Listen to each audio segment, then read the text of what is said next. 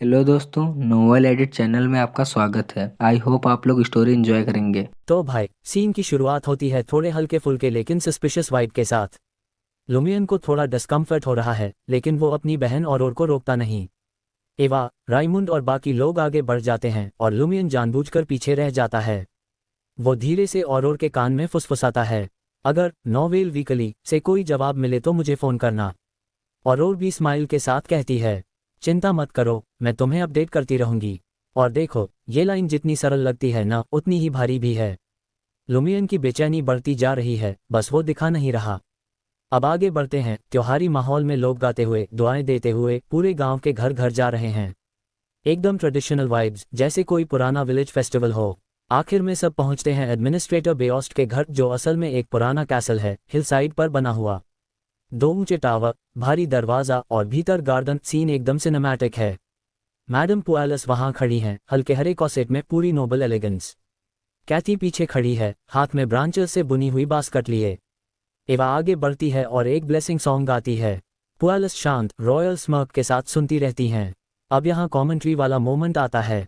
Lumion इन सबको बहुत neutral चेहरा बनाकर देख रहा है, लेकिन अंदर से वो लिटरली स्कॉफ कर रहा है, क्योंकि उसे याद है कि मैडम पुआलस और पाड्रे वो काम करते सुने गए थे। और भाई, अगर किसी टाउन में स्कैंडल्स हैं तो लुमियन उन सब की लाइव सीसीटीवी है। फिर ग्रुप एवा को लेकर नदी किनारे जाता है, जहां लैंड का दूसरा पार्ट होना है, वाटरसाइड रिचुअल। एवा रिवर के पास जाती है, हल्का डांस करती है, गाना गाती है और एक टर्नअप नदी में फेंक देती है। ए बम्पर हार्वेस्ट, ये पूरा रिचुअल बेसिकली प्रॉस्पेरिटी वाइड वाला है। लेकिन लुमियन, जैसे ही उसका नंबर आता है, बंदा लिटरली दौड़कर टर्नअप्स उठा लेता है और फुल एनर्जी में नदी में फेंकने लगता है। A bumper harvest, a bumper harvest. बाकी लड़के भी पीछे छूटने के डर से दौड़ पड़ते हैं। और प्रेडिक्टेबली सबसे स्लो राइमुंड होता है। और फिर शुरू होता है विलेज ट्रेडिशन का डेवलिश पार्ट। लुमियन और बाकी लड़के राइमुंड को उठाते हैं, चिल्लाते हैं, ए बम्पर हार्वेस्ट, और उसे छपाक करके नदी में फेंक देते हैं। ऊपर से किनारे पर बैठे लोग मिट्टी वगैरह भी फेंकते हैं। काफ़ी रस्टक हेजिंग ट्रेडिशन है ऑनेस्टली। कैथेड्रल, जहां असली कहानी ट्रिगर होती है। अब सब एवा को एस्कॉर्ट करते हैं एटर्नल ब्लेजिंग सन के कैथेड्रल में। सीन बहुत सुंदर है, golden interior, onion shape dome, sun mural, sacred emblem, glass windows जहां से सुबह का सूरज अंदर आता है। सब एक साथ गाना गाने लगते हैं, स्प्रिंग की प्रशंसा, बम्पर हार्वेस्ट की दुआ। लुमियन यहाँ बस पार्टिसिपेशन दे रहा है, आसपास कैसी एनर्जी है ये समझने में ज़्यादा बिजी है। और मीनवाइल फुल वॉल्यूम में गा रही है, मजे से। फिर अचानक लुमियन को एक अजीब चीज़ नोटिस होती है। गांव के लोग प्रेज द सन वाले सामान्य धार्मिक चैंट्स बिल्कुल नहीं बोल रहे। अटर्नल ब्लेजिंग सन को फॉलो करने वाला गांव और प्रेजेस गायब। ये बहुत गलत संकेत है। उसको तुरंत याद आता है वो मिस्टीरियस मदद का लेटर। हमारे आसपास के लोग अजीब होते जा रहे हैं। और यहीं से कहानी का टेम्परेचर अचानक बढ़ जाता है। लुमियन घबराते हुए लिया और बाकी आउटसाइडर्स को ढूंढता है, लेकिन वो सेलिब्रेशन में कहीं नहीं है, कन्वीनियंटली मिसिंग। और यही सबसे ज़्यादा खतरनाक हिस्सा है। लुमियन विस्पर करता है और से, पहले घर जाओ, बाद में बताता हूँ, क्योंकि उसे पता है वो यहाँ से अभी निकल नहीं सकता। स्प्रिंग एल्फ के एस्कॉर्ट की ड्यूटी है। कैथेड्रल धीरे धीरे खाली हो जाता है। बस लुमियन, कुछ लड़के और एवा बचते हैं। एवा के पास चारों तरफ सिंबॉलिक ऑफरिंग्स रखी हैं, हर्ब्स, एक्सेस, शवल्स, विप्स, गूस स्टिक्स, एकदम फोक रिचुअल सेटअप। अब उन्हें बस बाहर से अनाउंसमेंट का इंतजार है ताकि रिचुअल फॉर्मली एंड हो सके और एवा के शरीर से सिंबॉलिकली स्प्रिंग एल्फ को बिड फेयरवेल किया जा सके। और यहीं सीन पूरी तरह डार्क मोड में शिफ्ट हो जाता है। कदमों की आवाज़ आती है। दो आदमी अंदर आते हैं। पहला शेफर्ड पियरबेरी, जिसे आप यूजुअली गंदा ग्रीसी बंदा मानते थे, वो आज साफ सुथरा, ट्रिम्ड बियर्ड और स्मूथ बालों में दिखता है, इतना साफ कि सस्पिशियस लगे। दूसरा पाड्रे गियोम बेनेट। और यहाँ लुमियन लिटरली शॉक में आ जाता है, क्योंकि पाड्रे को तो इस फेस्टिवल में रहना ही नहीं चाहिए था। ये चर्च का ऑफिशियल रिचुअल नहीं है। लुमियन धीरे धीरे स्टेन्ड ग्लास की तरफ खिसकने लगता है, इंस्टिंक्टिवली डेंजर महसूस करते हुए। एवा पाड्रे को देखकर पहले सरप्राइज होती है, फिर मुस्कुरा देती है, क्योंकि उसे लगता है वो सेलिब्रेशन एंड करने आए हैं। लेकिन असली रीजन बहुत ज़्यादा सिनिस्टर है। पाड्रे एक हैवी वॉइस में बोलता है, send the spring elf of. ग्रामीणों में से लोग एवा को घेर लेते हैं। ये सब हर साल होता होगा, लेकिन इस बार वाइब अलग है, बहुत अलग। और तभी शेफर्ड बेरी मुस्कुराते हुए चिल्लाता है, send the spring elf of. Lumion instantly समझ जाता है, ये गलत है, बहुत गलत। वो आगे बढ़ता है, रिएक्ट करने की कोशिश करता है, लेकिन बहुत देर हो चुकी है। अचानक शेफर्ड पियर एक एक्स उठा लेता है और एक स्मूथ परफेक्टली कंट्रोल स्ट्राइक में एवा की गर्दन पर एक्स गिरती है। थाक, एवा का सिर जमीन पर लुढ़कता है, खून की लाल मिस्ट हवा में फैलती है। उसकी आंखें अभी भी मुस्कुराती हुई। लुमियन शॉक में जम जाता है। फिर सर्वाइवल इंस्टिंक्ट एक्टिवेट होती है। वो मुड़कर स्टेन्ड ग्लास की तरफ भागता है और यही सीन एंड होता है। एकदम चिलिंग क्लिफ हैंगर। तो भाई, सीन शुरू होता है कैथेड्रल के अंदर और माहौल पहले से ही अजीब है। कपड़े, जार, अंडे सब खून में सने पड़े हैं, बदबू इतनी भयानक कि कोई भी उल्टी कर दे। लेकिन पादरे गिलॉम बेनेट, जीरो रिएक्शन। बंदा ऐसे खड़ा है जैसे ये सब रोज की बात हो। वह धीरे से मुड़ता है और कैथेड्रल के एक खास कोने में घूरता है जहां लुमियन का अक्स उसकी नीली आंखों में चमक रहा है। और यहीं से चीजें वेद से सीधे कयामत बन जाती हैं। पादरे की आंखों का रंग बदलने लगता है, इतना पारदर्शी की लग रहा था जैसे कांच की आंखें हों। और फिर हम देखते हैं कि लुमियन जटिल चांदी के प्रतीकों से घिरा हुआ है, जैसे कोई जादुई नदी उसके चारों ओर घूम रही हो। लुमियन इस भ्रम वाली नदी में भागने की कोशिश करता है, आगे धुंधली सहायक नदियां, पूरा सीन लिटरली साइकोमैजिक वाइब्स देता है। पादरे हाथ बढ़ाता है और उस पारे जैसे चमकते हुए एक प्रतीक को पकड़ लेता है। भाई, इससे आगे लुमियन का फ्यूचर रीराइट होने वाला था। लेकिन लुमियन भी कहाँ रुकने वाला था। वह दाहिना पैर पटक कर रंगीन कांच की खिड़की से बाहर कूदने की कोशिश करता है। लुमियन स्लिप कर जाता है, ताकत नहीं जुटा पाता और धड़ाम, वो कांच तोड़ देता है लेकिन बाहर नहीं निकल पाता। कांच लिटरली उसे वापस कैथेड्रल के अंदर फेंक देता है। उसका पूरा शरीर कट से भरा खून बस बह ही रहा था। और तभी एंट्री होती है सबसे डिस्टर्बिंग इंसान की। ये वही आदमी है जिसने पहले एवा का सिर उड़ा दिया था। इस बार भी वही मुस्कान, जेंटल, पोलाइट, लेकिन आंखों में प्योर क्रुएल्टी, जैसे उसकी असली आइडेंटिटी अभी अभी बाहर आई हो। वो कुल्हाड़ी पकड़कर लुमियन की ओर दौड़ता है। हर कदम पर उसका शरीर बड़ा होता जा रहा है।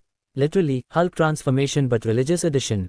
लुमियन टूटी खिड़की के पास फंसा हुआ, पीठ पीछे ये दानव, और ऊपर से दर्द इतना कि चलना भी मुश्किल। फिर अचानक उसे एहसास होता है, कोई मेरे पीछे है। और भाई, यह इंस्टिंक्ट उसे जिंदा रखती है। वो तुरंत पीछे की ओर गिरने का नाटक करता है और ठीक उसी टाइम बैंग, एक कुल्हाड़ी खिड़की के फ्रेम पर लगती है और लुमियन धक्का खाकर बाहर गिर जाता है। पियर बेरी लिटरली उसके पैरों के पास से झपटता है, नजदीकी शेव। लेकिन भागने का रास्ता ब्लॉक। अब लुमियन को वापस कैथेड्रल के अंदर जाना पड़ता है। लुमियन जानता है कि सिर्फ लुढ़क कर बचना नहीं चलेगा। वो फुर्ती से उठता है, पूरे हंटर की स्पीड में दौड़ता है, एक चाप में, एक प्लान के साथ। लक्ष्य पादरे, क्योंकि वह समझ चुका है लीडर को गिराए बिना यहां से बचना इम्पॉसिबल है। रेस्ट लोग चाहे हमला करें या पागल हों। साइड में हम देखते हैं गांव के ऑलमोस्ट सारे लड़के दिमाग खो चुके हैं। कुछ एवर की हेडलेस बॉडी को इग्नोर करके चिल्ला रहे हैं, वसंत के एल्फ को विदा करो। और कुछ शॉक में जम गए हैं। गिलॉम जूनियर की हालत देखो, लिटरली आंखें फटी, दिमाग हिल गया। पियर बेरी पीछा नहीं करता। वो टूटी खिड़की के सामने खड़ा होता है, हाथ फैलाता है और पूरा कैथेड्रल अंधेरा होने लगता है। एटमॉस्फेयर अचानक इतना हैवी, मानो छाया खुद जिंदा हो गई हो।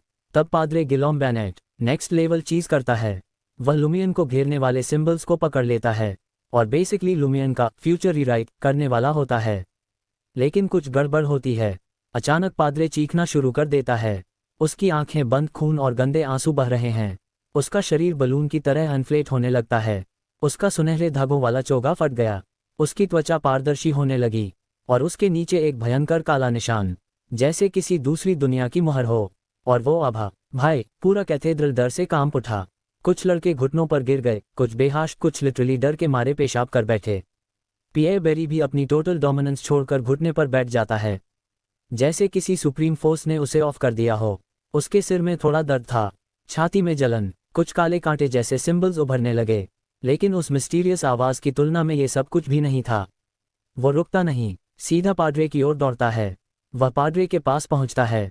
काले प्रतीक, कांटे सब साफ दिख रहे थे और शौक, पादरे की छाती में वही निशान जो लुमियन के पास भी था। मेरे पास भी ये कैसे? ये गांव में हो रही दिक्कतों की जड़ है। लेकिन वह सोचने का समय नहीं देता। वह पादरे का सिर पकड़ता है, उसे पीछे घुमाकर तोड़ देता है। स्नैप, पादरे खत्म। लुमियन की सबसे बड़ी परेशानी खत्म। वह तुरंत बहन के साथ गांव छोड़ने का सोचता है। लुमियन मुड़ता है और पादरे, जो अभी अभी मर चुका था, अपनी खून लाल आंखें खोल देता है। एक तेज भनभनाहट, लुमियन का दिमाग दो हिस्सों में बंटने जैसे दर्द में डूब जाता है। दुनिया बिखरती है और वह बेहोश होकर गिर जाता है। दर्द इतना तीव्र कि जैसे किसी ने सिर फाड़ दिया हो। लुमियन जोर से बैठता है और वह अपने कमरे में है। लैंप, कुर्सी, अलमारी, सब नॉर्मल। वह भागता है नीचे और अरोरा आराम से खाना बना रही है। लुमियन घबराकर चिल्लाता है, ग्रांडे सोयूर, हमें भागना होगा, पादरे और गांव वाले पागल हो गए हैं, उन्होंने एवा को मार दिया। अरोरा मुड़ती है, कंफ्यूज्ड मुस्कान के साथ पूछती है, उत्सव, लेंथ उत्सव, फिर मुस्कुराकर बोलती है, क्या कहानी है? 2 लाइनें और तुमने मुझे डरा दिया। लेकिन लैंड में अभी कुछ दिन बाकी हैं। और लुमियन वहीं, स्टन। अच्छा चलो, हम फिर वहीं से जुड़ते हैं जहां लुमियन और औरा रसोई में हैं और लुमियन का दिमाग ऐसे सवालों से भरा हुआ है जैसे कोई गुमशुदा पहेली गलती से उसके दिमाग पर गिर गई हो। लुमियन थोड़ी देर तक औरा की आंखों में निहारता है और धीरे से पूछता है, लेंट में कितने दिन बचे हैं? साफ दिखता है, लुमियन कुछ पागलपन की उम्मीद कर रहा था, मतलब सोचा था वे बहन कोई मजाक कर रही होगी। पर औरा ने जो रिएक्शन दिया वो किसी मजाक जैसा नहीं था। उसकी आवाज में हल्की चुटकी थी, लेकिन आंखों में कोई ठिठकी नहीं, कोई झूठ नहीं। औरा ने ऊपर नीचे देखा और बोली, क्या तुमने दोपहर की नींद नहीं ली? अभी भी पूरी तरह जागे नहीं हो? आज 29 मार्च 1358 है। लेंट में अभी कुछ दिन बाकी हैं।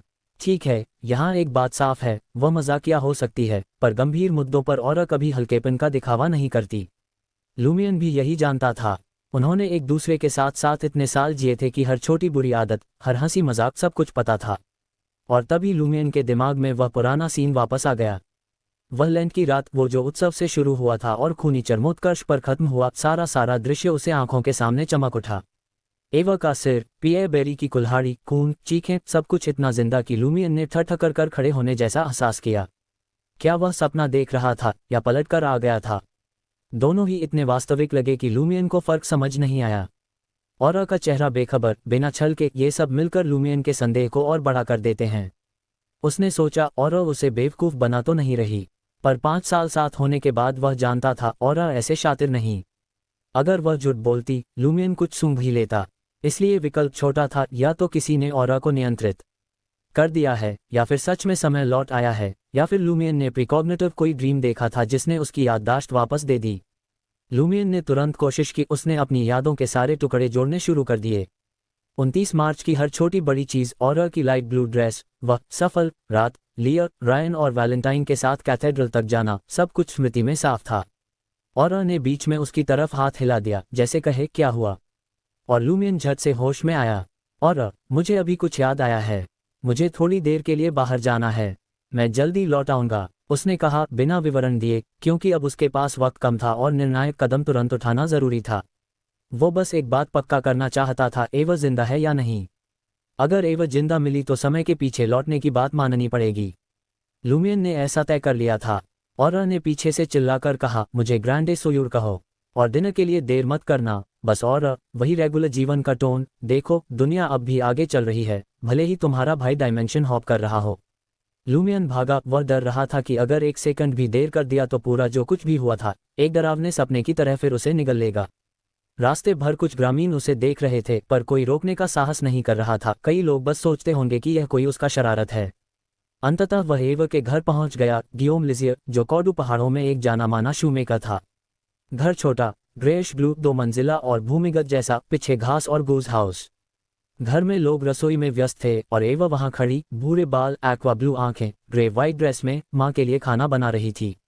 उसकी आंखों में जिंदगी थी, साफ संकेत कि वह मर चुकी नहीं थी। लुमियन तुरंत उसके गर्दन पर टांक निशान तलाश करने लगा, क्योंकि उसके सिर कट जाने के बाद कोई शिलाई करके जिंदा सा दिखाने जैसा सीन औरा की हॉरर नॉवेल्स में था। पर एवा की गर्दन चिकनी, साफ, कोई निशान नहीं। ये पूरी तरह से नॉर्मल और जीवित थी। लुमियन के दिल ने राहत की एक हल्की धड़कन ली, पर सवाल और गहरा हो गया। तभी गियोम ने लुमियन को देखा और पूछा, लुमियन, क्या बात है? लुमियन थोड़ा झटका खाकर बोला, और फिर एक धारदार सवाल निकाल दिया, मसियर, क्या पियर बेरी ने आपसे लेदर शूज की एक जोड़ी बनवाने का ऑर्डर दिया था? ये वही बात थी जिसे लुमियन से याद था। अगली सुबह उसका और रेमंड का पियर बेरी से मिलना तय था, और पियर अचानक अपने भेड़ों को छोड़कर गांव लौट आया था। उसने नई सॉफ्ट लेदर शूज पहनी हुई थीं। गियोम ने कहा, पियर बेरी कुछ दिन पहले लौटा था, लेकिन गांव में बहुत कम लोग जानते हैं। उसने मुझे दूसरों को न बताने को कहा था। ठीक वैसा ही लुमियन ने भीतर ही भीतर सोच लिया कि वही आदमी वही था। और अगर पियर कुछ दिन पहले गांव लौट चुका था तो उसने लेंट से पहले वापस आकर क्या किया होगा? उसकी वह अचानक मौजूदगी और फिर वह खूनी राग, सब मिलाकर लुमियन के शक को और मजबूत कर दिए। लुमियन ने आराम से मुस्कराते हुए कहा, अच्छा हुआ पक्का हो गया।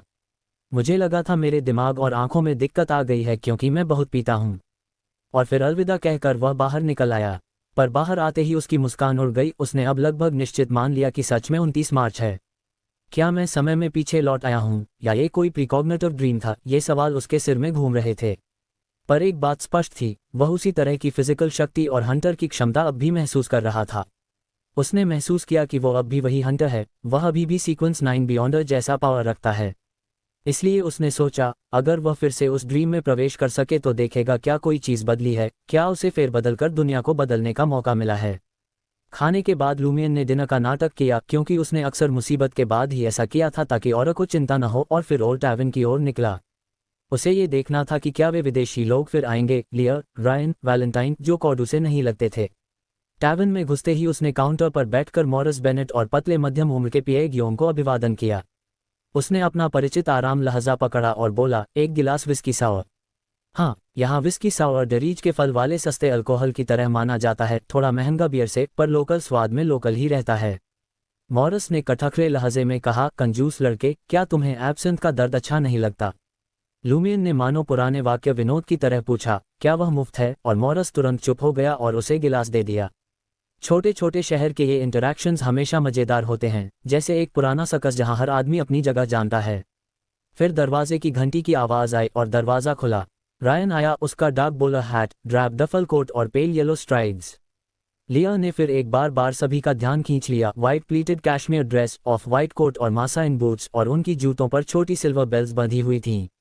वैलेंटाइन भी साथ में आया, white vest, blue tweed jacket, black trousers और हल्का पाउडर बालों पर। तीनों ने काउंटर के पास आकर बैठना चुना, ठीक वैसा ही रिलेशनल गैंग जैसा कि तुम किसी गॉथिक मिस्ट्री में देखते हो। रायन ने अपने टॉप हैट हटाकर रखा और मॉरिस से बोला, एक गिलास डेरीज रेड वाइन, एक गिलास राई बियर और एक गिलास कोएपस। लूमियन भीतर से गहरी सांस लेने लगा क्योंकि वह जानता था कि ये लोग सिर्फ पर्यटक नहीं हैं, वे विदेशी तत्व थे, जो चीज़ें इस गांव में सामान्य से परे थीं। पहले रायन ने पूछा, क्या हुआ? और लूमियन ने विस्की सावर का गुड़ा चूस कर कहा, मैं कोई नहीं हूँ जिसे सूरज की चमक पर ध्यान देने का समय मिले। ये लाइन हल्की सी थकावट और ठंड से भरी हुई थी, जैसे कोई शख्स जो बहुत कुछ देख चुका हो और थोड़ा अजीब तरह से खाली महसूस कर रहा हो। और यही सीन खत्म होता है, हमें छोड़कर। लूमियन की मनोदशा के साथ आने वाले खतरों और रहस्यों के दरवाजे थोड़ा और खुल चुके हैं। तो भाई, कहानी यहाँ एकदम इंटरेस्टिंग मोड़ लेती है। लूमियन, जैसा कि उसने डिसाइड किया था, पूरा निरीक्षण मूड में है, पूरा प्रोसेस फॉलो करता हुआ लिया और उसकी टीम के पीछे पीछे चलता जाता है जब तक कि वो इटर्नल ब्लेजिंग सन के कैथेड्रल के बाहर नहीं पहुंच जाते। और यहाँ वो कंफर्म कर लेता है कि ये तीनों विदेशी लोग असल में उसे जानते ही नहीं हैं। कोई सस्पिशन भी नहीं, मतलब सच में टाइमलाइन पलट गई है। एक सेकंड के लिए बंदा लिटरली शॉक में फ्रीज हो जाता है। उधर वैलेंटाइन अपने रिहर्स किए हुए डायलॉग बोलते हुए सामने खड़े ग्रैंड कैथेड्रल को देख रहा है। रात का माहौल, अंधेरा, हल्का रहस्य, और बंदा बोलता है, हम पहले भी यहाँ आ चुके हैं, यहाँ कोई नहीं है। और लूमियन के दिमाग में, भाई, फिर से वही सीन रिपीट हो रहा है। अब वो प्रोसेस फॉलो करना छोड़ देता है, अब जो मन करेगा वही बोलेगा। वो बड़े आराम से कह देता है, वो इसलिए क्योंकि पाद्रे आप लोगों से उलझना नहीं चाहता। मतलब, इस बार वो जानबूझकर उनके सामने खुद को ऐसा दिखा रहा है जैसे वो बस जोकिंग नेचर वाला बंदा है, कोई डेंजरस चीज़ नहीं। लिया थोड़ी पॉसिबिलिटीज सोचकर पूछती है, मतलब पाद्रे अंदर है, पर किसी रीजन से जवाब नहीं दे रहा। लूमियन मुस्कुरा देता है, मतलब इस बंदे की मुस्कान ही बता देती है कि अभी कोई तगड़ी बात बोलेगा। वो कैजुअली कहता है, कैथेड्रल में किसी अफेयर में बिजी हो तो दूसरों के देखने लायक नहीं होता। और भाई, अंदर ही अंदर उसे दुख भी हो रहा है कि उसका favourite classic line, You've ruined the holy church's plans, इस टाइमलाइन में नहीं सुनने मिलेगा। और अब जैसे ही ये सब मेंशन होता है, उसका दिमाग ऑटोमेटिकली मैडम पुआलिस की ओर दौड़ जाता है और उसे लगने लगता है कि पाद्रे की ये सारी शेडी एक्टिविटीज शायद स्पाई मिशन वाली हों। आप समझ रहे हो, वो वाली वाइब। हीरो अंडरकवर जा रहा है और टेम्पररी अपनी इज्जत गिरा रहा है क्योंकि मिशन बड़ा है। पूरे कॉन्फिडेंस से सोच रहा है कि पाद्रे भी शायद और के स्पाई नॉवेल्स वाले हीरो जैसे ही हों। उधर वैलेंटाइन तो लिटरली शॉक खा चुका है। कैथेड्रल में अफेयर। लूमियन चिल मोड में हाथ फैलाता है, इसमें दिक्कत क्या है? पाद्रे ये रोज करता है। और भाई, एक कहावत है ना, पुरुष हमेशा महिलाओं का पीछा करेंगे। टाइम बदल जाए, ये बात नहीं बदलती। और वैलेंटाइन का रिएक्शन प्राइसलेस। ये कैथेड्रल है, अंदर से आदमी फटने ही वाला है। लूमियन एकदम क्यूरियोसिटी मोड में पूछता है, तो मतलब कैथेड्रल के बाहर अफेयर करे तो चल जाएगा? वैलेंटाइन, ये भगवान के खिलाफ निंदा है।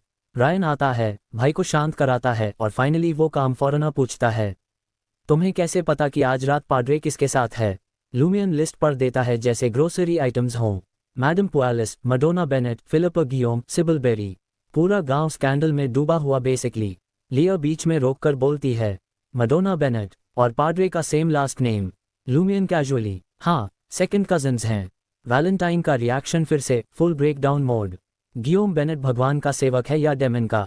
और लूमियन के दिमाग में, भाई टाइमलाइन बदल गई पर तुम्हारी यही लाइन फिर रिपीट हो रही है। एक बार कुछ नया बोल भी दो। और फिर वो इंटेंशनली पाड्रे का बचाव करता है। डरीज में एक कहावत है, दूर के कजन्स बेझिझक साथ सो सकते हैं। लिया इतनी हंसती है कि उसकी सिर की सिल्वर बेल्ट उनकर उठती है। तुम्हारे पास इतनी कहावतें कैसे हैं? लूमियन, गांवों में ऐसा ही होता है। रायन उसे तिरछी नज़र से देखता है और क्वाइटली बोलता है, तुम्हें कैसे पता कि हम डरीज के नहीं हैं? तुमने खुद बोला डरीज में एक कहावत है। और लूमियन के दिमाग में अलार्म बजता है। उप्स, मैंने वो बात बोल दी जो पिछले टाइमलाइन में सुनी थी। अब बंदे को तुरंत इम्प्रोवाइजेशन करनी पड़ती है। वो सड़क की ओर इशारा कर देता है, तुम लोग गांव के लोकल्स नहीं लगते। और मैंने पाड्रे ढूंढने में हेल्प कर दी, अब मैं निकलता हूँ। लिया मुस्कुरा कर बोलती है, मुझे लगा तुम हमारा पीछा करोगे। लूमियन हंसता है, पाड्रे को नाराज करने की हिम्मत नहीं है। जिसने पहले उन पर चुगली की थी वो आज तक मिसिंग है। और बिना जवाब का इंतजार किए वो हाथ हिलाता है और दौड़ पड़ता है। मेरे सीक्रेट्स याद रखना, माय कैबेजेस, यानी प्योर कैओटिक एनर्जी। लूमियन तारे भरी सड़क पर घर लौट रहा है। क्रिम्सन मून बादलों में छिपी हुई है, पूरा वाइब थोड़ा स्पूकी, थोड़ा ड्रीम लाइक। घर के पास आते ही वो छत की ओर देखता है और जैसा एक्सपेक्टेड था, और वहां बैठी है, घुटने पकड़े, आसमान देखती हुई, एकदम लोनली वाइब। उसके दिमाग में तुरंत फिर डाउट शुरू, क्या सच में टाइमलाइन रीसेट हो गया है या मैं अब सपना देख रहा हूँ? लेकिन एक बड़ा डिफरेंस उसे कंफ्यूज कर देता है। टैवर्न वाली मिस्टीरियस लेडी गायब है। सेम डेट, सेम टाइमलाइन, पर वो नहीं। लूमियन डिसाइड करता है कि कल कंफर्म करेगा। वो छत पर जाता है, औरा के पास बैठता है और कैजुअली बोल देता है, इस नज़ारे में क्या दिलचस्पी है? फिर खुद ही करेक्ट करता है, मेरा मतलब कॉस्मोस तुम्हारे लिए क्या है? औरा उसे देखती है, आज तुम बड़े सीधे सादे सवाल पूछ रहे हो। फिर हल्के से मुस्कुराकर कहती है, मैं कॉडू या डरीज की नहीं हूँ। और एक कहावत है, घर वो होता है जहाँ तुम लौट नहीं सकते। वो उड़कर अपने बेडरूम चली जाती है लेटर लिखने। लूमियन अपने बियॉन्ड अ स्टेटस की बात नहीं बताता, बस नॉर्मल कॉन्वर्सेशन करता है। अपने कमरे में जाते ही लूमियन की धड़कन एकदम तेज। वो तकिया उठाता है और बम्प 7 ऑफ वॉन्ड्स, वही कार्ड जिस पर एक डिटर्मिन्ड आदमी वॉन्ड पकड़े दुश्मनों से भिड़ रहा है। और लूमियन को मिस्टीरियस लेडी की एक्सप्लेनेशन याद आती है, संकट, चुनौती, सामना, साहस। और सच कहें, ये चारों चीज़ें उसकी सिचुएशन पर स्पॉट ऑन फिट बैठती हैं। बंदे का दिमाग अब फुल डिटेक्टिव मोड में। मैं कार्ड निकाले भी नहीं इस टाइमलाइन में, तो ये यहाँ आया कैसे? फिर वो मेंटल नोट बनाता है, उस महिला को फिलहाल एक्सेप्शन मानो। हो सकता है वो समय उल्टाव से प्रभावित ही न होती हो। थका हुआ है, सोने चला जाता है। वो फिर से धूसर धुंध वाले ड्रीम में जागता है। रूम वैसा ही, कार्ड भी वही, लेकिन जेब में हाथ डालते ही उसका चेहरा जम जाता है। गोल्ड कॉइन्स गायब हैं, सारे के सारे। वो पूरा कमरा सर्च करता है, कुछ नहीं मिलता। इवन कॉपर कॉइन्स तक गायब। अब तो उसकी थियरी और मजबूत हो जाती है। ड्रीम में भी समय उलट गया। वो नीचे उतरता है, पिचफॉर्क और हैंड एक्स अपनी जगह पर, शॉटगन गायब, वही रिपीट पैटर्न। ऑयल की बकेट भी अपनी जगह नहीं। अब तो बंदा फुल कॉन्फिडेंट है कि ड्रीम भी रिवाइंड हो चुका है। वो एक्स उठाता है और रूइंस की ओर निकल जाता है। वहां उसे वही ट्रेसेस मिलते हैं जैसे पहले एक्सप्लोरेशन में मिले थे।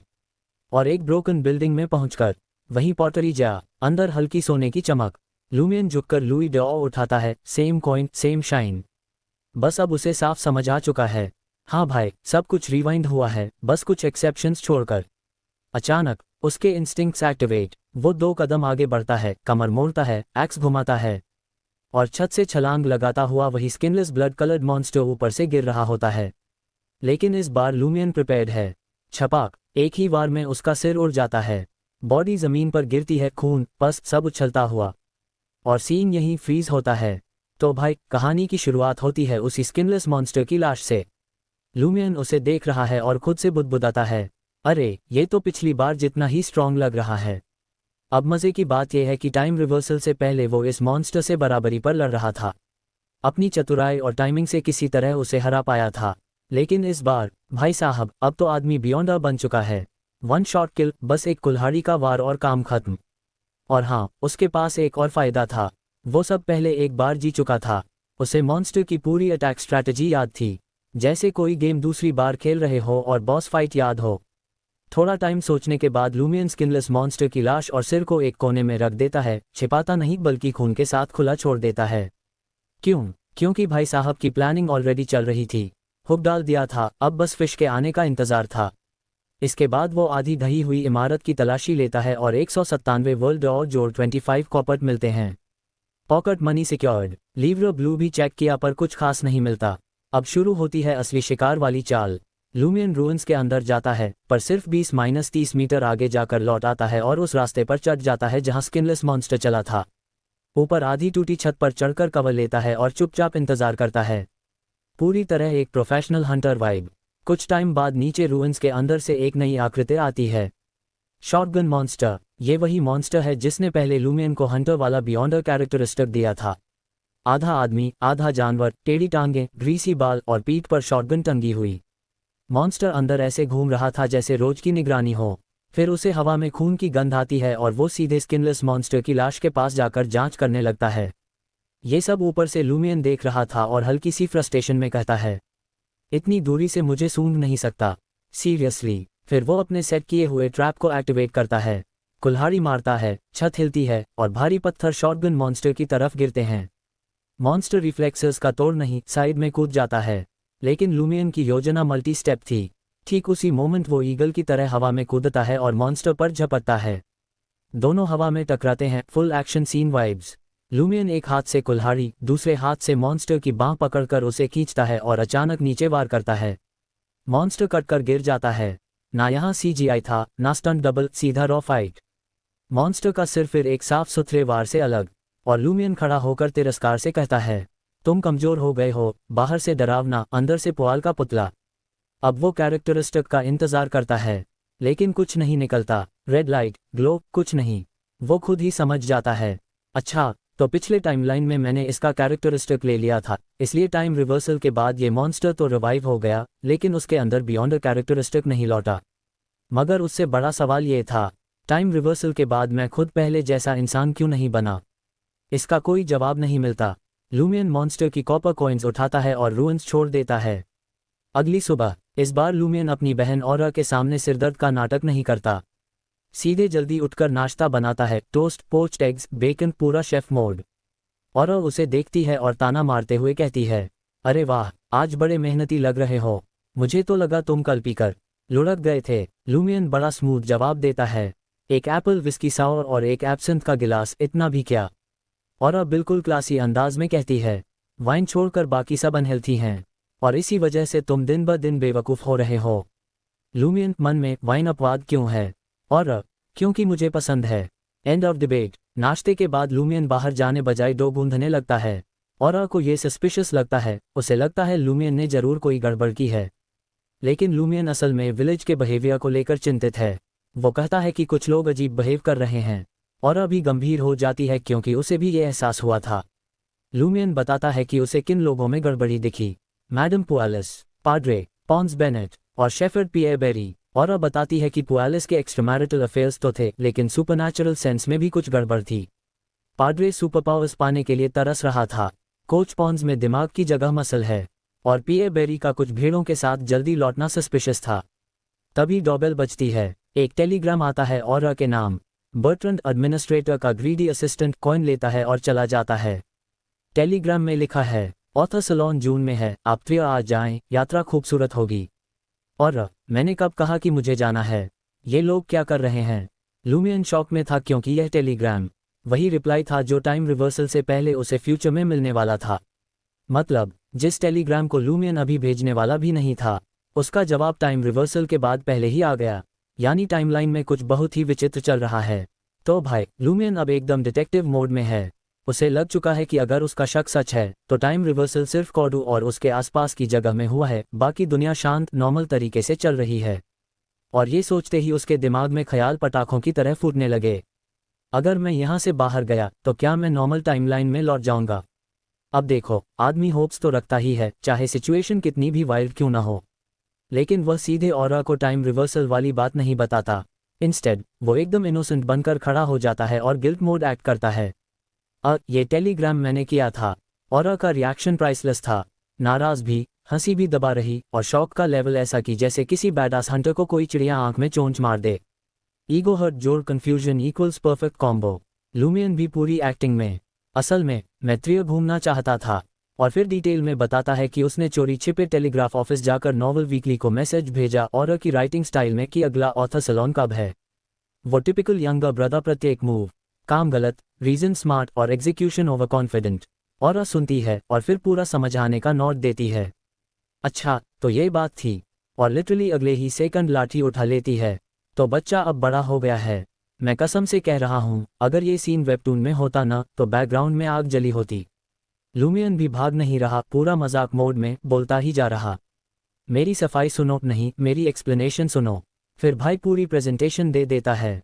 इंटीज में त्रियर की बेस्ट यूनिवर्सिटीज़ हैं। एंट्रेंस एग्जाम आने वाला है। सिटी देखनी है। नॉवल वीकली का इनवाइट मतलब फ्री टिकट जोड़, फ्री होटल जोड़, फ्री एंटरटेनमेंट। मैं तुम्हारा पैसा बचाना चाहता था।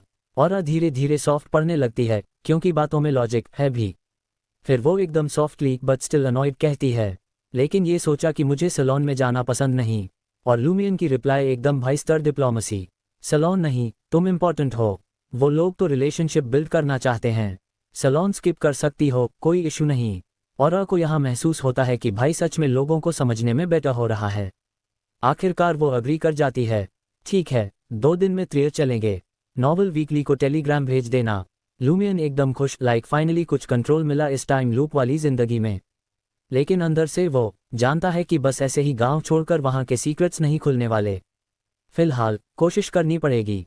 लूमियन स्टडी में जाता है, किताब खोलकर चेक करता है कि कहीं उल्टी तो नहीं, क्योंकि उसका दिमाग इस वक्त सारी चीज़ों को डाउट की नज़र से देख रहा है।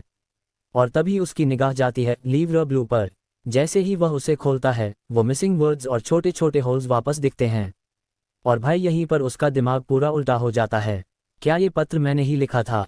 क्या मैं मर्डर हूँ? Plot twist level 100।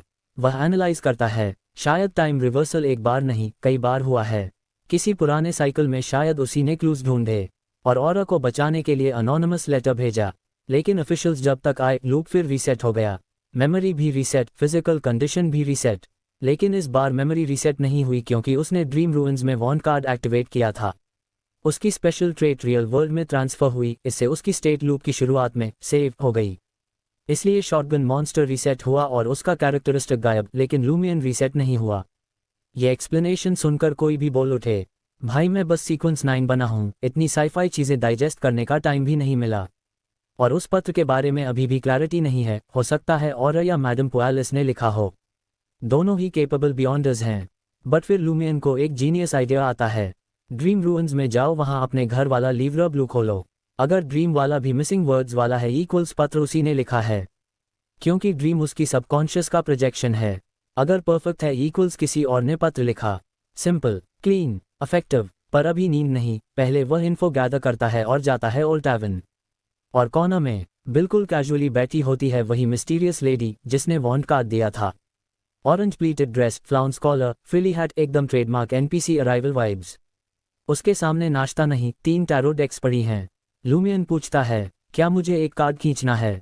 वह बोलती भी नहीं, बस कैजुअली कहती है, तुम खींच चुके हो। ये लाइन तो लिटरली चिल्स दे देती है। और लूमियन की आंखों में सच में आंसू आ जाते हैं, क्योंकि इसका मतलब सिंपल है, इस महिला पर टाइम लूप का असर नहीं हुआ।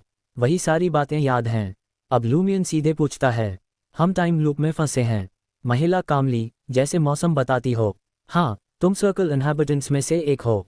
अब सर्कल इनहैबिटेंट्स सुनकर लूमियन कंफ्यूज हो जाता है। तो वह समझाती है कि इसके एक्चुअली 2 मीनिंग्स हैं।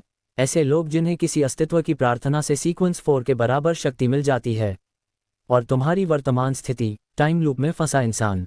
लूमियन को शॉक, पोशन के बिना भी शक्ति मिल सकती है। महिला एकदम कैजुअल बताती है, हाँ अटर्नल ब्लेजिंग सन भी ब्लेसिंग देकर पावर्स दे सकता है, लेकिन ये उसके लिए भारी पड़ता है।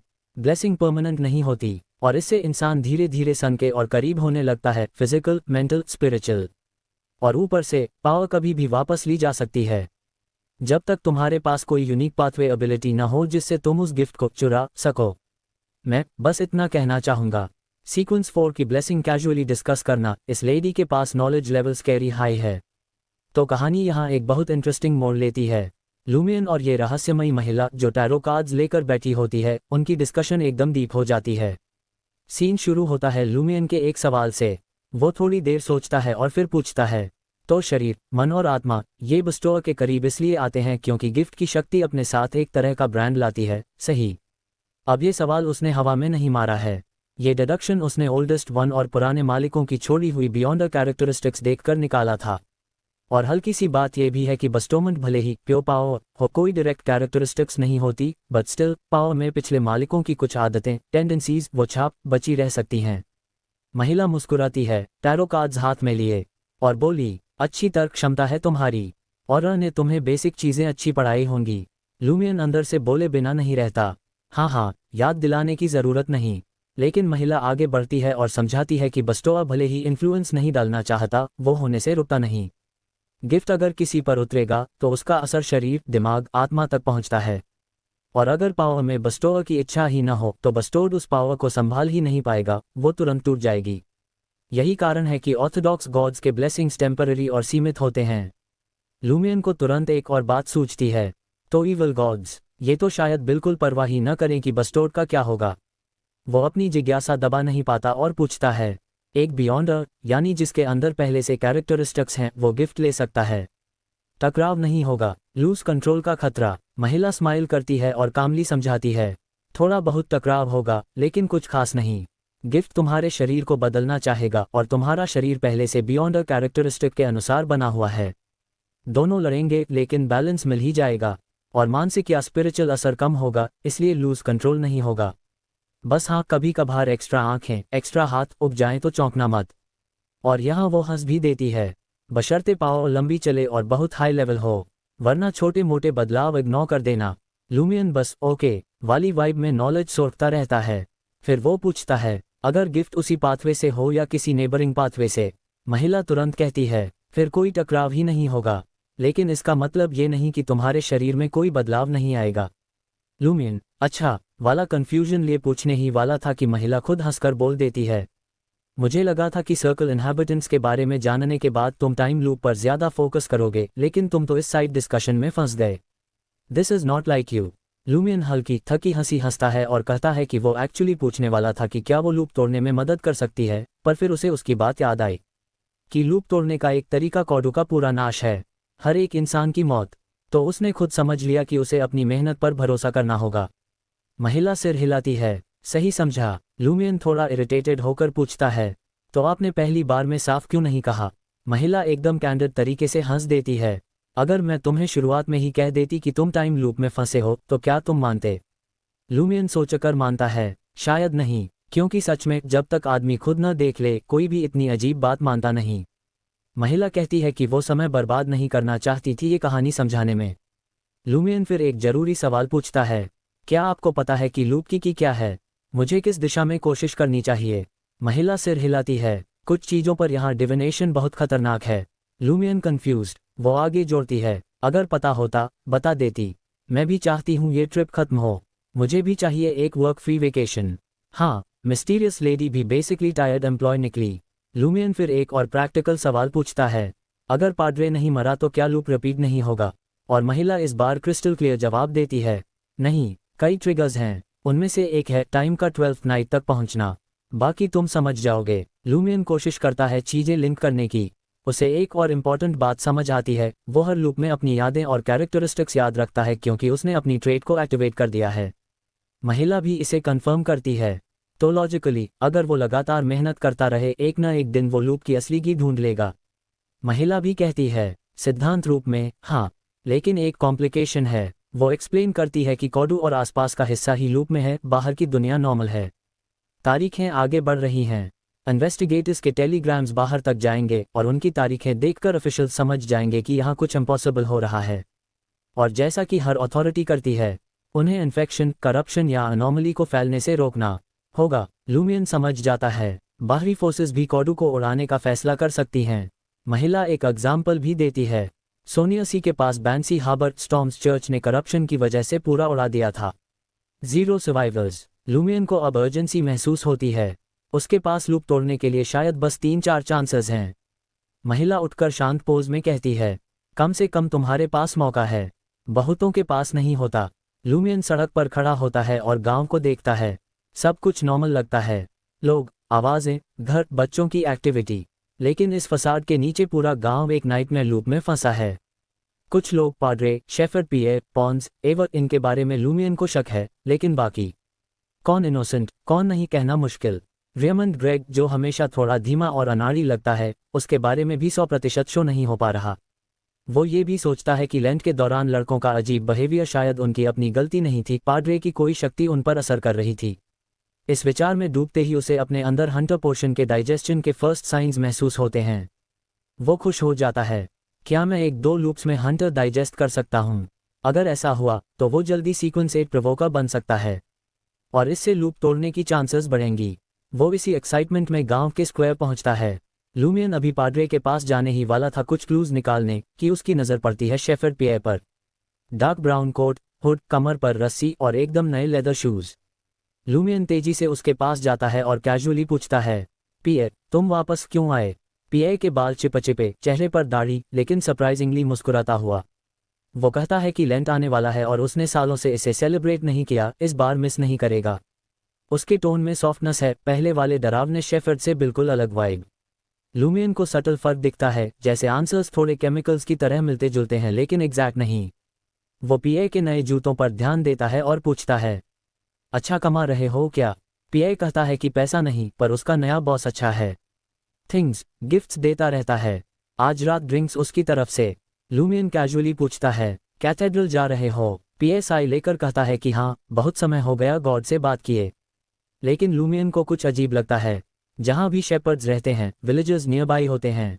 कैथेड्रल ढूंढ पाना इतना असंभव नहीं, और बातों में कुछ गड़बड़, सटल इनकंसिस्टेंसीज।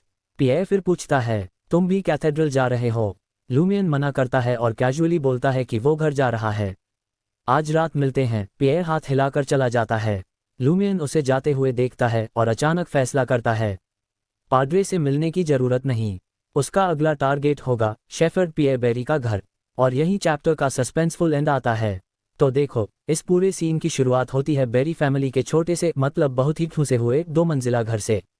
दर्जन भर लोग उसी में रहते हैं और घर की हालत ऐसी है जैसे मैं गिरने वाला हूँ, कोई तो मुझे रेनोवेट कर दो। लूमियन बड़े आराम से उनके खुले दरवाजे के पास से निकलता है और सीधे पीछे के आंगन में पहुंच जाता है। आंगन में घास, लकड़ियां और 3 भेड़ें, लेकिन ऐसी भेड़ें जो देखने में लगती हैं जैसे इन्होंने खुद को कीचड़ में रोल करके मड स्पा थेरेपी ली हो। और ने उसे पहले ही बताया था कि पियर बेरी की भेड़ें कुछ गड़बड़ लग रही हैं, कुछ ऑफ, पर वह समझ नहीं पाई कि क्या। तो अब जब शेफर्ड कैथेड्रल में प्रार्थना करने गया हुआ है, लूमियन मौका देखकर भेड़ों की जांच करने आ गया। और यहाँ एक बात बतानी पड़ेगी, लूमियन खुद कभी भेड़ें नहीं चराता, लेकिन कॉडू के हाईलैंड्स के पास घूमते घूमते 70-80 भेड़ों का तो उसने अच्छी तरह निरीक्षण किया ही है। तो हाँ, शीप एक्सपर्ट नहीं है, पर शीप एमेचर जरूर है। वह भेड़ों को काफी देर तक घूरता रहता है, जैसे कोई डिटेक्टिव सस्पेक्ट को एनालाइज कर रहा हो, लेकिन उसे कुछ भी अलग नहीं दिखता। बस एक चीज थोड़ी अजीब लगी, भेड़ों की बीट एक कोने में साफ सुथरी तरीके से एकटी थी। अब आम भेड़ें ऐसा नहीं करती, पर हो सकता है बेरी परिवार ने सफाई की हो, तो इसे उसने ज्यादा सस्पिशियस नहीं माना। कुछ देर बाद वो मटर करता है, चलो देखने और सूंघने से कुछ नहीं मिला, क्या अब हाथ लगाकर चेक करना पड़ेगा? और बिना किसी शर्म या हिचकिचाहट के एकदम निंजे की तरह बार फांद कर भेड़ों के एनक्लोजर में कूद जाता है। भेड़ें उसे ऐसे देखती हैं जैसे कह रही हों, ओ भाई, तू फिर आ गया, अब कौन सी प्रैंक करने वाला है? क्योंकि सच बताऊं, लूमियन की रेप्यूटेशन गांव में प्रैंकस्टर किंग की है। बंदा कुछ भी कर दे, लोग बोलेंगे, अरे यही तो करता है ये। सस्पिशन लेवल ऑटोमेटिकली 0 पर रहता है। पर लूमियन के लिए इस बदनामी के फायदे भी थे। वह भेड़ों का इंस्पेक्शन करे, पकड़ ले, उन्हें प्रॉप्स की तरह यूज करे, कोई डायरेक्टली उसे ब्लेम नहीं करता। तो भेड़ें उसे देख जैसे पीछे हटने लगती हैं।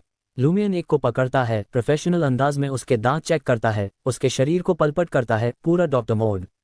नतीजा कुछ भी गलत नहीं, पर फिर उसके दिमाग में एक आइडिया आता है। वह भीड़ की आंखों में देखते हुए कैजुअली बोल देता है, तुम बिल्कुल ठीक हो, मुझे लगता है मटर के साथ तुम्हारा मटन स्टू बड़ा टेस्टी बनेगा। अब ये लाइन उसने जानबूझकर कही थी, देखने के लिए कि भेड़ें सच में कितनी समझदार हैं। और यहाँ चीजें दिलचस्प होने लगती हैं। भेड़ की आंखें एक पल को ब्लर होती हैं। लूमियन, ओह, ये समझा क्या मैंने कहा? भेड़ कोई रिएक्शन नहीं देती, बस वापस घास खाना शुरू कर देती है जैसे कह रही हो। भाई, तुम्हारे ड्रामों का टाइम नहीं है। लूमियन थोड़ा इरिटेशन में उसे प्रवोक करने लगता है। अच्छा, इग्नोरिंग मी, मैं पीए से तुम्हें खरीद लूंगा और रात में रोस्ट कर दूंगा। फिर भी नो रिएक्शन। चलो ठीक है, पर तभी एक भेड़ अपना खुर उठाकर मिट्टी पर कुछ लिखने लगती है। हाँ, भेड़ लिखने लगती है, और लूमियन वहीं फ्रीज। वह तुरंत आगे झुककर देखता है कि भेड़ क्या लिख रही है। कुछ अक्षर समझ में आने जैसे, पर फिर भी पहचान में नहीं। वह सोचता है, ये भाषा इंटीज जैसी लगती है पर एग्जैक्ट मैचेस नहीं। कहीं फीसैक की कोई पुरानी डायलेक्ट तो नहीं। और अचानक उसे और की वो बात याद आती है, ज्ञान ही शक्ति है। और आज सच में लग रहा था कि भाषा सीखना जान बचा सकता है। जब भीड़ लिखकर पीछे हटती है, बाकी दो भीड़ें भी उसे एक्सपेक्टेंटली देख रही होती हैं। जैसे ग्रुप प्रेजेंटेशन पूरा हो चुका है और अब ऑडियंस की बारी है रिएक्ट करने की। लूमियन समझ नहीं पाया कि उसने क्या लिखा, लेकिन एक्टिंग तो उसका स्ट्रॉन्गेस्ट स्किल है। तो वह मिट्टी में लिखे शब्द पर पैर रखकर उसे मिटा देता है, एकदम ऐसे जैसे कह रहा हो, हाँ हाँ समझ गया, जबकि समझ कुछ भी नहीं आया। उसका लक्ष्य था भीड़ों को बेवकूफ़ बनाओ, फिर बाद में औरा से पूछ लेना। और बिना पीछे मुड़े वह वहां से निकल जाता है, पूरे serious I handle this mood में। वापस मुड़ता है तो अचानक उसकी नज़र घास के ढेर के नीचे कुछ काले बालों पर पड़ती है, और साथ में कुछ कटी हुई उंगलियों के नाखून। और यहाँ कहानी थोड़ी डार्क हो जाती है। अब कॉडू के इस क्षेत्र में एक पुरानी फ्यूनररी कस्टम है, अगर किसी की मौत घर में होती है तो उसके बाल और नाखून घर के अंदर छुपाकर रखे जाते हैं ताकि उसका हॉरोस्कोप और फैमिली फॉर्चून सुरक्षित रहे। तो ये चीज़ घर के बाहर घास के ढेर में क्यों दबी हुई थी? और बाल नाखून बिल्कुल फ्रेश थे, पर गांव में तो हाल में कोई मरा ही नहीं। लूमियन के दिमाग में तुरंत सस्पिशन उठता है कि यह कोई अकल्ट रिचुअल हो सकता है। वह सब कुछ वापस घास में छुपाता है और घर लौटकर औरा को सब बताता है। औरा पूरी बात सुनकर खुद पेन और पेपर ले आती है। लूमियन मिट्टी में बने वही अक्षर कागज पर लिखता है। औरा उसे देखती है और उसके चेहरे पर पूरा सीरियसनेस मोड ऑन हो जाता है। वह कहती है, ये हाईलैंडर भाषा है, फेनापोटर किंगडम की ऑफिशियल लैंग्वेज। मतलब ये शब्द। वह रुकती है, फिर बोलती है, ये शब्द है हेल्प। लूमियन, भेड़ें हमसे मदद मांग रही थीं। और मुझे काफ़ी स्ट्रॉन्ग सस्पिशन है कि वे भेड़ें असल में मनुष्य थीं। और यहाँ लूमियन का दिमाग ऑफिशियली उड़ जाता है। टाइम लूप हो चुका है, दुनिया वियर्ड है, मिस्टिसिज्म एक्टिव है, तो मनुष्य का भेड़ में बदल जाना इतना इम्पॉसिबल भी नहीं। पर फिर भी वो शौक तो रहता है। और आगे एक और डार्क ट्रूथ बताती है, डरीज क्षेत्र में बाल नाखून बाहर तभी छुपाए जाते हैं जब मृत व्यक्ति ने सुसाइड किया हो, या उसे किसी परिवार वाले ने मारा हो, या वह जीवित रहते अब्यूसिव रहा हो और फैमिली उससे छुटकारा चाहती हो, ताकि उसका बैड लक घर के हॉरोस्कोप को न बिगाड़े। और यही लूमियन को एक खतरनाक बात याद आती है। पहले चक्र में पॉन्स बेनेट अचानक नरोका के घर में घुसा था। उन लोगों ने फाइनल राइट्स नहीं किए थे, तो क्या वो नरोका के बाल और नाखून लेने गया था? और यहाँ पर पूरे सीन का वेट बैठता है। तो भाई, सीन शुरू होता है पॉन्स बेनेट की उस अजीब हरकत से, जो नरोका के घर जाकर उसके बाल नाखून इकट्ठा कर रहा था। और लूमियन का दिमाग तो सीधा डिटेक्टिव मोड में चला जाता है। अगर पॉन्स सच में वहाँ यही सब लेने गया था तो नरोका की मौत फैमिली मेंबर ने कराई होगी। और ये बात ठीक भी लगती है, क्योंकि नरोका की काफ़ी अच्छी रेप्यूटेशन थी, पूरे खानदान की बैकबोन। ना पे कोई इमोशनल इशू, ना मेंटल इलनेस। सुसाइड ऑप्शन तो लगभग काट ही दो। लूमियन बस मिनटों में 20 थियरीज निकाल लेता है, जैसे लैपटॉप पर टैब्स खोलना शुरू कर दो और देखते ही देखते रैम भर जाए। उधर और उसे इतना डीप सोचते देखती है तो उसे लगता है, लो, मेरा छोटा भाई डर गया। इंसानों के भेड़ बनने और हत्या वगैरह सुनकर डर से चुप्पी मारे बैठा है। और बहन होने का इंस्टिंक्ट चालू। वो उसे कंधे पर हाथ रखकर रियल सिंपैथी मोड में बोलती है, डरने की ज़रूरत नहीं है, अभी तक कुछ डायरेक्टली हमें नहीं हुआ, लेकिन फिर उसका मिस्टिसिज्म वाला टीचर ब्रेन एक्टिवेट हो जाता है। तुम्हें ऐसी बातों को समझना चाहिए, वरना सुपरनैचुरल चीज़ें सामने आते ही तुम घबरा जाओगे। और मैं हमेशा साथ थोड़ी रहूंगी, तुम बड़े हो जाओगे, अपनी ज़िंदगी होगी। लूमियन के एक्सप्रेशन वहीं प्राइसलेस होते हैं। मैंने तो कभी नहीं सुना कि बड़ा होकर हम अलग हो जाएंगे। मतलब बहन की ये बात सुनकर उसका रिएक्शन लिटरली एक्सक्यूज़ मी। लेकिन असल ट्विस्ट और अब मिस्टिसिज्म के मामले में थोड़ा सॉफ्ट हो गई है। लूमियन सोचता है कि भाई, अब तो बता ही देता हूं कि मैं पहले से ही बियॉन्ड हूं। लेकिन वो बोले उससे पहले और खुद बॉम्ब गिरा देती है। सामान पैक करो, हम कॉडू से निकल रहे हैं। नॉवल वीकली का जो टेलीग्राम आया है उसी बहाने गांव छोड़ देंगे। सफ़र के दौरान मैं तुम्हें असली मिस्टिसिज्म सिखाऊंगी, लेकिन बियॉन्डर बनने के बारे में सोचना भी मत। लूमियन अंदर ही अंदर, दीदी वो टेलीग्राम मैंने भेजा था और किस्मत। हाँ, बस इस बार लूप में जवाब मिल गया। लेकिन वो खुश भी है कि बहन अभी भी वही डिसाइसिव क्वीन है। अब उसे पता है कि शायद बाहर निकलना पॉसिबल नहीं, लूप हो चुका है, लेकिन कोशिश करनी है। और तभी वो कैजुअली पूछता है, तो हम उन 3 भीड़ मतलब 3 लोगों को नहीं बचाएंगे? और नोप, क्योंकि इससे पियर बेरी से लड़ाई हो सकती है, कौन कितना शक्तिशाली है, किसके किससे संबंध हैं, जीरो इन्फो। बहुत रिस्की। और ऑफिशियल्स का सिस्टम सिंपल है। हम दिरीज पहुंचकर स्टीम लोकोमोटिव के टिकट लेंगे और ऑफिशियल्स को अनोनिमस लेटर भेज देंगे। लूमियन पर्पसली शंका की तरह पूछता है, अगर वो लेटर को फेक समझ ले तो? और फुल प्रोफेसर मोड में, तुम मिस्टिसिज्म में बिल्कुल अनपढ़ हो। भेड़ बनने वाली बात लिखेंगे, वो खुद डिविनेशन करा लेंगे, पता चल जाएगा कि कॉडू अनयूजुअल है। Lumion, got it. और दोनों सामान पैक करने लगते हैं। कुछ देर बाद दोनों अपने अपने ब्राउन सूटकेस के साथ नीचे आते हैं और प्लान सेट। मैडम पुआलिस के मैंशन चलो, कैरेज उधार लेनी है।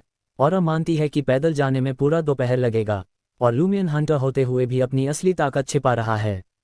लूमियन सोच रहा होता है कि क्या अभी बहन को बता दूं कि मैं असल में बियॉन्डर हूं। लेकिन उसी वक्त उसे एक बात समझ आती है, कॉडू से निकलना शायद पॉसिबल ही नहीं। तो वो प्लान बदल देता है। अपनी बहन को सेफ रखते हुए मैडम पुआलिस के घर में क्लूज ढूंढने हैं। वो शांत भाव से जवाब देता है, विल डू। और दोनों सूटकेस उठाकर आगे बढ़ता है। और नोटिस करती है कि भाई एकदम आसानी से भारी सूटकेस उठा ले गया और शॉक्ड। तुम्हारी ताकत बढ़ गई है। पर लूमियन पहले ही दरवाजे से निकल चुका था। और अब बस हड़बड़ा कर उसके पीछे जाती है। रास्ते में विलेजर्स उन्हें सूटकेस के साथ देखकर तरह तरह की बातें पूछते हैं। और चिल, क्योंकि उसके पास एक सॉलिड एक्सक्यूज है। लूमियन भाई पूरा एंटरटेनमेंट प्रदान करता है। हर आदमी को अलग अलग कहानी सुनाता है। कहीं इंटीज लीजन ऑफ ऑनर, कहीं त्रिय जाना, कहीं स्टॉक मार्केट में नुकसान, कहीं कर्जदार पीछे पड़े। पूरी नेटफ्लिक्स सीरीज। विलेजर्स पहले शौक, फिर याद आता है कि ये लूमियन है। और फिर वापस नॉर्मल। कुछ देर बाद दोनों पहुंचते हैं उस काले बिल्डिंग के सामने, जो एक पुराने कैसल को कन्वर्ट करके बनाया गया है। लूमियन टावर देखकर क्यूरियोसिटी मोड में, और तुम कभी अंदर गई हो? और स्ट्रेट फेस, मैं किसी के घर घूमने क्यों जाऊंगी? लूमियन बुदबुदाता है, मैडम पुआलिस जैसे लोग तो अपने कैसल, कलेक्शन, एंटीक सब दिखाते हैं। और मानने ही लगती है, लेकिन फिर खुद को रोक लेती है। बाद में देखेंगे, पता नहीं कॉडू वापस आ पाएंगे या नहीं। और दोनों कलरफुल गार्डन से होते हुए मैंशन पहुंच जाते हैं, जहां मैडम पुआलिस उनका गर्मजोशी से स्वागत करती है। आज वो ब्लू कॉर्सेट ड्रेस में है, डायमंड नेकलेस चमक रहा है और ओवरऑल वो अनयूजुअली यंग लग रही है। लूमियन मन में सार्कास्टिक नोट लिखता है, कौन अपने दोस्त को घटिया रिश्ता सजेस्ट करता है? फिर भी मैडम पुआलिस उसे देखकर मुस्कुराती है तो उसकी ऑकवर्डनेस वापस आ जाती है। कैरेज तैयार होने में टाइम है, तो पुआलिस उन्हें अपने शेफ के डेजर्ट्स चखने देती है। लूमियन मफन उठाता है और कैजुअली पूछता है, मिस्टर लंड कहाँ है? याद रहे, लुई लंड, बेओस्ट का बटलर, वही आदमी जिसमें विलेज की औरत के साथ अफेयर भी था और जिसने घर से चीजें चुराकर बेची थीं। और लूमियन को गुस्सा इस बात पर है कि इसने उसे कभी नहीं बताया कि मैडम पुआलिस खुद एक वॉलॉक है। मैडम पुआलिस साई लेकर जवाब देती है, लुई बीमार है, अपने कमरे में है। लूमियन इंस्टेंटली सस्पिशियस हो जाता है, क्योंकि आवाज़, बिहेवियर, वाइब सब कुछ ऑफ लग रहा है। तो बहाना मारकर वॉशरूम कहता है और चुपके से स्टेयर्स की ओर निकल जाता है। कैसल बड़ा है, सर्वेंट्स कम हैं, आवाज़ें गूंजती हैं। Perfect conditions. Lumion easy mode में वैले और मेड को डॉज करता हुआ सेकंड फ्लोर पहुंच जाता है और लुई का कमरा ढूंढ लेता है। पहले नॉक नहीं करता, सीधा कान लगाकर सुनता है। अंदर से चीखें, दर्द में डूबे हुए आदमी की चीखें। लूमियन, ये बीमार है, ये तो मरने वाला लगता है। वो दूसरे रूम में जाता है, खिड़की खोलता है, आउट वॉल पर चढ़कर स्किलफुली लुई के विंडो तक जाता है और कमरे में झांकता है। और जो वो देखता है, भाई ये तो हॉरर मूवी का सीन है। लुई लंड बिस्तर पर बिना कपड़ों के पड़ा है, उसका पेट बलून की तरह फूला हुआ। लिटरली ऐसा लग रहा है कि किसी भी पल फट जाएगा। उसके बाल पसीने से भीगे, चेहरा तकलीफ से तड़पता हुआ। चीखें कमरे को हिला रही हैं।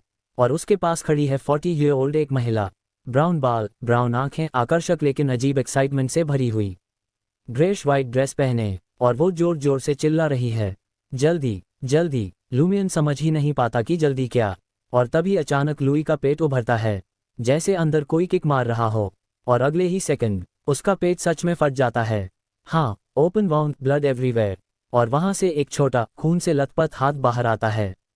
वही महिला खुशी से चीखती है, पैदा हो गया, पैदा हो गया। और फिर वो लुई के फटे हुए पेट से एक सिकुड़ा हुआ, खून से भरा बच्चा उठा लेती है। लूमियन बस खिड़की पर खड़ा, पूरी तरह स्टन्ड। सीन खत्म। तो भाई इमेजिन करो, टाइम लूप हो चुका है, लोग भीड़ बन रहे हैं और अब लूमियन जिस चीज़ के सामने खड़ा है वो भी कम शॉकिंग नहीं है। मतलब उसके सेंसेस लिटरली हर डायरेक्शन से करप्ट महसूस करने लगते हैं, आंखें, दिमाग, स्पिरिट सब डैमेज मोड में। और यहाँ वो खुद सोच रहा है, अगर मुझे पहले से पता होता कि मुझे ये देखना पड़ेगा, मैं तो इस पूरी कारस्तानी से तौबा कर लेता। और फिर वह अल्टीमेट रिएक्शन देता है, what the FCK is going on. क्योंकि भाई लुई लन तो क्लियरली एक मर्द है, तो वो किसका बच्चा पैदा कर रहा है? एडमिनिस्ट्रेटर का, मैडम पुआलिस का, या कुछ और ही कॉस्मिक लेवल गड़बड़ चल रही है। लूमियन को अब समझ आ रहा था कि ऑरा ने उसे इससे दूर रखने की कोशिश क्यों की थी। ये दुनिया तो सच में मिस्टिसिज्म से कम और नाइट में फ्यूल से ज्यादा लग रही थी। एक पल को उसका दिमाग इतना ओवरहीट हो गया कि वह लिटरली सोचना भूल गया। उसका मन बस चीख रहा था कि काश मैं अपनी आंखें निकाल दूं और अभी सब भूल जाऊं। इसी बीच वाह वाह वाह, हाँ, लुई लन ने, एक मर्द ने अभी एक बच्चे को जन्म दिया है। चाइल्ड बर्थ की रोने की आवाज़ ने उस पूरे गंदे क्रीपी डिलीवरी रूम को अचानक एक अजीब सा सेक्रेट वाइब दे दिया। लूमियन खिड़की के बाहर छिपा हुआ ये सब देख रहा था। एक तरफ वो कंफ्यूज्ड, हॉरिफाइड, नॉजिएटेड, और दूसरी तरफ ये नवजात रोना उसे ह्यूमैनिटी की ओरिजिन वाइब्स दे रहा था। पर साथ ही ये दृश्य इतना absurd था कि आपको हंसी आ जाए और डर भी लगे। लूमियन 2 सेकंड और देखता है, और भाई बच्चे की उंगलियां मुड़ी हुई थीं और नेल्स इतने लंबे जैसे किसी चिड़िया के पंजे। और उसी ने अभी थोड़ी देर पहले उन पंजों से लुई लंड का पेट फाड़ा था। लुई आधे बेहोश पड़ा है, पेट का घाव खुला, खून बह रहा, आंतें बाहर, और अंदर एक weird flash covered bird nest type चीज भी दिख रही है। वहां मौजूद ग्रे वाइट ड्रेस वाली औरत पूरी शांति से काम कर रही है। बच्चे को रेशमी सफेद कपड़े में लपेटती है, फिर कैटगट और नीडल उठाती है और लुई का जख्म सिलते हुए कैजुअली बोलती है, अरे ये तो आसान था, पिछली बार मैंने क्वाड्रुप्लेट्स निकाले थे, वो दर्द तो दर्द था। लूमियन की बॉडी ने लिटरली ट्विच कर दिया। आंखें, दिमाग, स्पिरिट के बाद अब उसके कान भी दूषित हो गए थे। वह तुरंत खिड़की से वापस कमरे में कूदता है और कॉरिडोर की ओर निकल लेता है। सीढ़ियों से नीचे आते हुए एक मेल सर्वेंट से बचकर हॉल में लौट रहा होता है कि एकदम से पीछे से एक जेंटल लेकिन मैग्नेटिक आवाज आती है, where did you go? Lumian, एक हंटर होने के बावजूद उसे पता ही नहीं चला कि पीछे कोई मौजूद है। मुड़ता है और वहां खड़ी है madam Pualis. Blue corset, half tight बाल, तीखी ब्राउन आइज और बिल्कुल जीरो मुस्कान। लूमियन की धड़कनें लिटरली पॉज। लेकिन तभी ऑरा साइड रूम से बाहर आती है और कैजुअली पूछती है, where did you go? Carriage इंतजार कर रही है। लूमियन ने तुरंत हाफ ट्रूथ मार दिया, मिस्टर लंड बीमार हैं, मैडम ने कहा था, तो मैं उन्हें ढूंढ रहा था, ये कैसल बहुत बड़ा है, रास्ता भटक गया। ऑरा पूरी स्ट्रेट फेस में कहती है, तुम सीधे मैडम पुआलिस से पूछ सकते थे, कोई बुरी बात नहीं थी। लूमियन जेन्युइनली सॉरी वाला लुक देता है, क्योंकि अब उसे इस लेडी से डिस्गस्ट कम और डर ज्यादा लग रहा था। मैडम पुआलिस आखिर मुस्कुराती है और कहती है कि लंड किसी को अपनी खराब हालत में नहीं देखना चाहते। लूमियन के मन में तुरंत एको हुआ, हाँ भाई, अनसीमली तो है ही। खैर, वो दोनों कैरेज में बैठ जाते हैं। सूल ड्राइवर विप मारता है, घोड़े दौड़ते हैं और कॉडू निकलते ही सडनली कैरेज रुक जाती है। लूमियन का दिल बस आ गया ट्विस्ट। ड्राइवर कहता है कि उसे रास्ते में नरोका को पिक करना था, नहीं तो देर हो जाएगी। नरोका आज सजी धजी है, ब्लैक एम्ब्रॉयडर्ड ड्रेस, बॉनट, बाल अच्छे से संवारे हुए। वह बैठते ही अपने ट्रेडमार्क प्यार से पूछती है, हे मेरे छोटे कैबेजेस, कहाँ जा रहे हो? और बताती है कि वे त्रियर जा रहे हैं, ऑथर सलोन और यूनिवर्सिटीज वगैरह के लिए। कुछ देर बाद लूमियन नोटिस करता है कि नरोका का बिहेवियर वियर्ड होने लगा है। वह फिर से वही पेल, लाइफलेस वर्जन लग रही है, ठीक वही जैसा पिछली साइकिल की रात। लूमियन क्वाइटली ऑरा का हाथ खींचकर क्रॉस का साइन बनाता है, उनके बीच का सीक्रेट, कुछ गड़बड़ है, संकेत। ऑरा देखती है, एक सिंपली नज़र डालती है और उसे कुछ दर्दनाक महसूस होता है, जैसे उसकी आंखों में कोई चुभ गया हो। वह तुरंत आंखें बंद करती है, फिर खोलकर लूमियन से कहती है, डरीज पहुंचते ही मेरे पास रहना, चाहे कुछ भी हो मेरे पास से मत हटना। लूमियन तुरंत समझ गया ये सीरियस है। फिर ऑरा सीधे नरोका से पूछती है, क्या तुम सच में जूनक जा रही हो? नरोका खाली गेज में कहती है, नहीं, मैं जूनक नहीं जा रही, मैं परमिटा जाना चाहती हूँ। और उसी पल कैरेज की खिड़की के बाहर अजीब अनैचुरल अंधेरा उतरने लगता है, like the world itself is glitching. और सीन वहीं कट। दोस्तों, अगर आपको यह वीडियो पसंद आई है तो वीडियो को लाइक करें और नेक्स्ट पार्ट के लिए कमेंट कर देना और नोवेल एडिट चैनल को सब्सक्राइब कर लेना। Thank you.